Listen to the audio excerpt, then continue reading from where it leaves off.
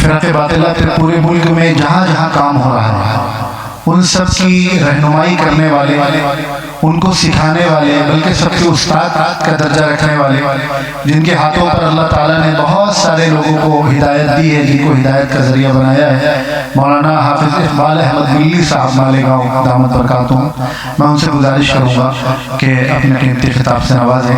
ہم سب کے لیے بڑی سعادت کی بات ہے کہ ہمارے سامنے ملک کی مایہ شخصیت، دارالعلوم دیوبند کے رکن شورا، سرزمین کشمیر سے تشریف لائے حضرت مولانا رحمت اللہ میر صاحب قاسمی دامت برکاتہم ہمارے درمیان موجود ہیں۔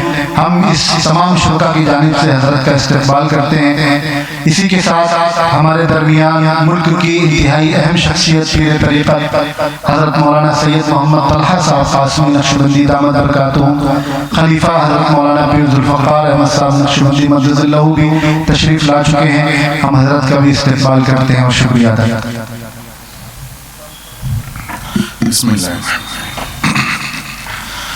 الحمد للہ وحدہ والصلاة والسلام علی من لا نبی بعد اما بعد فاعوذ باللہ من الشیطان الرجیم بسم اللہ الرحمن الرحیم ما كان محمد ابا احد من رجالکم ولكن رسول اللہ وخاتم النبیین وكان اللہ بكل شیء علیما وقال النبی صلی اللہ علیہ وسلم لو كان نبي بعدي لكان عمر بن الخطاب او كما قال عليه الصلاة والسلام۔ معزز علماء کرام اور محترم سامعین، جس طرح اللہ کو ایک ماننا اپنی ذات و صفات کے اعتبار سے اللہ تعالیٰ کو اکیلا تنہا وحدہ لا شریک لہ ماننا عقیدہ توحید کہلاتا ہے، اور جس طرح حضرت محمد مصطفیٰ صلی اللہ علیہ وسلم اور دیگر انبیاء کی نبوت و رسالت کو تسلیم کرنا عقیدہ نبوت کہلاتا ہے، اور جس طرح مرنے کے بعد اٹھائے جانے کے عقیدے کو عقیدہ آخرت کہتے ہیں، بالکل اسی طرح حضرت محمد مصطفیٰ صلی اللہ علیہ وسلم کو اللہ کا نبی بھی ماننا اور آپ کو آخری نبی بھی ماننا یہ عقیدہ ختم نبوت کہلاتا ہے۔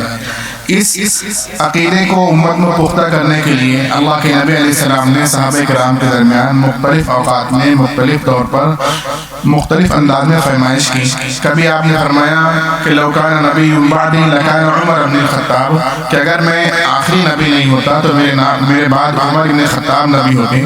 آپ نے فرمایا کہ میں محمد ہوں، میں احمد ہوں، میں ماہی ہوں، ماہی وہ کہ جس کے ذریعے کفر مٹائے جائے۔ آپ نے فرمایا میں حاشر ہوں، حاشر وہ کہ جس کے قدموں تلے محشر برپا کیا جائے۔ آپ نے فرمایا میں عاقب ہوں، عاقب وہ کہ جس کے بعد کوئی نبی نہیں۔ آپ نے فرمایا میں آخری نبی ہوں اور میری مسجد ان مساجد میں جو انبیاء تعمیر کرتے تھے آخری مسجد ہے۔ آپ نے فرمایا میں آخر الانبیاء ہوں اور آپ لوگ آخری امت ہو۔ آپ نے مختلف طور پر اس عقیدے کو پختہ کرنے کی کوشش کی۔ آپ نے فرمایا کہ انا قائد المرسلین ولا فخر، میں رسولوں کا سردار ہوں اور اس پر فخر نہیں کر رہا ہوں۔ وانا خاتم النبیین ولا فخر، اور میں آخری نبی ہوں اور بطور فخر نہیں کہہ رہا ہوں۔ آپ نے فرمایا وانا اول شافع ومشفع ولا فخر، میں ہی وہ شخص ہوں جو سب سے پہلے سفارش کروں گا اور میں ہی وہ شخص ہوں جس کی سب سے پہلے سفارش کی جائے گی، قبول کی جائے گی، اور اس پر میں فخر نہیں کر رہا ہوں۔ آپ کی نبوت میں اور دیگر انبیاء کی نبوت میں فرق ہے اس طور پر کہ پچھلے جتنے انبیاء گزرے ان کی نبوت ابھی بھی باقی ہے، وہ تمام کے تمام اگرچہ آج بھی نبی ہیں، قیامت تک نبی رہیں گے، ہمیشہ نبی رہیں گے، لیکن نبوت ان کی نبوت کا وہ حصہ جن میں ان کی ابتدا بھی کی جائے وہ علاقے کے لحاظ سے بھی محدود تھا اور وقت کے لحاظ سے بھی محدود تھا۔ ایک نبی کے ہوتے ہوتے دوسرے نبی بھی دوسرے علاقے میں ہوتے تھے، اور ایک نبی کے گزر جانے کے بعد دوسرے نبی آ جاتے تھے، پھر ان کی اتباع اور اطاعت ضروری ہوتی تھی۔ لیکن ہمارے آقا حضرت محمد مصطفیٰ صلی اللہ علیہ وسلم کی نبوت علاقے کے اعتبار سے بھی محدود نہیں ہے اور وقت کے لحاظ سے بھی آپ کی نبوت کا دائرہ کار محدود نہیں ہے۔ آپ نے فرمایا انا رسول من ادرکت حیا، میں ان لوگوں کا بھی رسول ہوں جن کو زندہ پا رہا ہوں، ومن یولد بعدی، ان لوگوں کا بھی رسول ہوں جو میرے بعد پیدا ہوں گے۔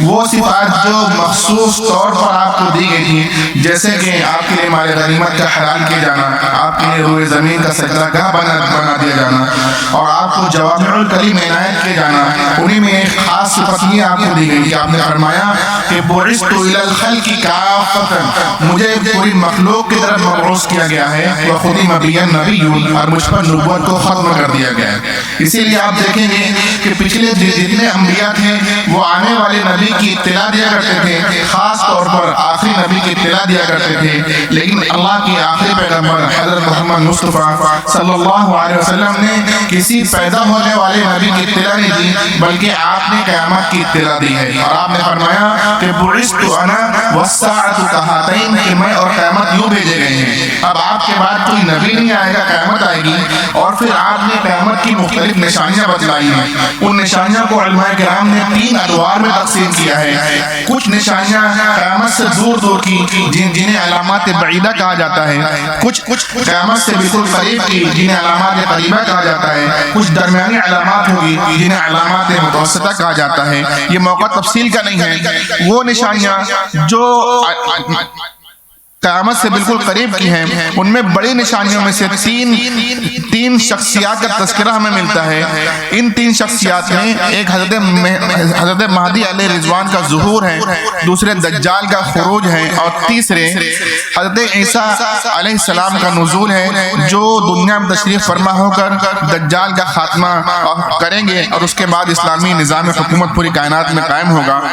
آپ دیکھیں جب یہ بات طے ہو گئی کہ اللہ کے نبی علیہ السلام جو آخری نبی ہیں اور آپ کے بعد کوئی نیا نبی پیدا نہیں ہوگا، تو اس عقیدے کے چلتے اور بہت ساری باتیں خود بخود طے ہو گئی ہیں۔ میں آپ لوگوں سے گزارش کرتا ہوں کہ بہت غور سے سنیے گا۔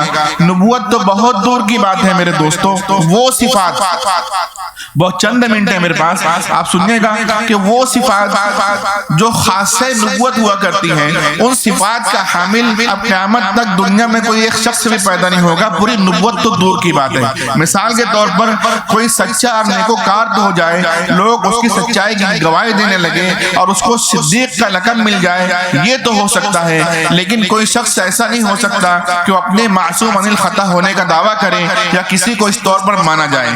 اس طور پر اپنے آپ کو کہنا یا کہلوانا یا اس طور پر کسی کو ماننا دونوں گمراہیت ہیں۔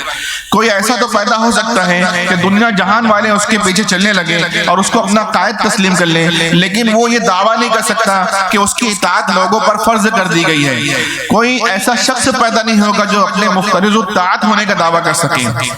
کوئی ایسا شخص پیدا نہیں ہوگا جو اپنے آپ کو صاحب وحی کہہ سکے یا اپنے طرف کسی کتاب کے نزول کی نسبت کر سکیں۔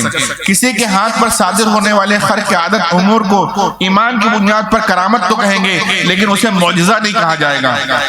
کسی کی بیویوں کو امہات المومنین کا لقب نہیں ملے گا، کسی کے ساتھیوں کو صحابی نہیں کہا جائے گا۔ میرے دوستو، نبوت تو بہت دور کی بات ہے۔ بہرحال جہاں اللہ کے نبی علیہ السلام نے ختم نبوت کے عقیدے کو بہت پختہ کرنے کی کوشش کی، وہیں ہمیں اس بات سے ہوشیار بھی کیا کہ ایسے لوگ ضرور پیدا ہوں گے جو نبوت کے زعم میں مبتلا ہوں گے، وہ جھوٹے ہوں گے۔ آپ نے فرمایا سیکون فی امتی 30 کذابون کلہم یزعم انہ نبی وانا خاتم النبیین ولا نبی بعدی۔ آپ نے فرمایا کہ میں آخری نبی ہوں، میرے بعد کوئی نبی نہیں۔ ایسے لوگ پیدا ہوں گے، ہوئے ہیں اور ہو رہے ہیں، ہوتے رہیں گے۔ آپ دیکھیں دور نبوت میں مسلمہ کذاب پیدا ہوا، اس کے فتنے کے خاتمے کے لیے 1200 صحابہ کرام نے اپنی قیمتی جانوں کا نذرانہ پیش کیا۔ اسود انسی کو اس کے جو ہے تو اس کی اوقات دکھائے کہ اس کا کام تمام کیا گیا، اور اس طرح یہ فتنے ظہور پذیر ہوتے رہے، لیکن وہ مٹ گئے، ان کے ماننے والے کوئی نہیں رہے۔ ابھی ہمارے جو درمیان بہت خطرناک فتنہ چل رہا ہے، وہ شکیل خانیت، نئی قادیانیت کا فتنہ ہے۔ اس سے نپٹنے کے لیے جو آج لائق عمل تیار کیا گیا، اس کو ہم جو ہے تو اپنے علاقے میں پھیلائیں اور ہر گھر میں محنت کر اپنے ایمان کو بچانے کی اپنے لوگوں کی کوشش کریں۔ اللہ تعالی ہم سب کو کام کی توفیق عطا فرمائیں اور قبول فرمائیں، اعتدال عطا فرمائیں، تمام خیر ہمارے لیے مقدر فرمائیں۔ وآخر دعوانا ان الحمد للہ رب العالمین۔